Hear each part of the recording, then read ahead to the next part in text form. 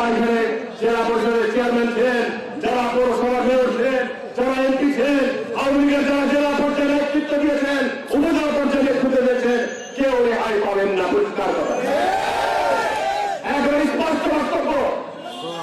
Union পর্যায়ে যারা বিগত 15 বছর মানুষের শান্তি নষ্ট করেছিলেন, তারাও কিন্তু এখান থেকে রেহাই পাবেন না। সেদিকে বলছি, স্পষ্ট কথা, একেবারে সুস্পষ্ট কথা।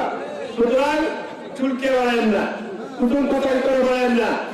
আমি প্রশাসনকে বলতে স্পষ্ট ভাবে, বিচার বিভাগ, এই যে পাশে আমাদের বিচারপতিরা বসে আছেন, বিচার বিভাগ যদি মানুষের অবস্থা তৈরি হয়েছিল বিগত 15 বছর বাংলাদেশের মানুষকে, নিরাপদ মানুষকে আপনার জঙ্গি নাটক সাজিয়ে পুরো নিরাপদ সবজি ব্যবসায়ী, মুরগি ব্যবসায়ী, আপনার মুদিখানা দোকানদারকে জঙ্গি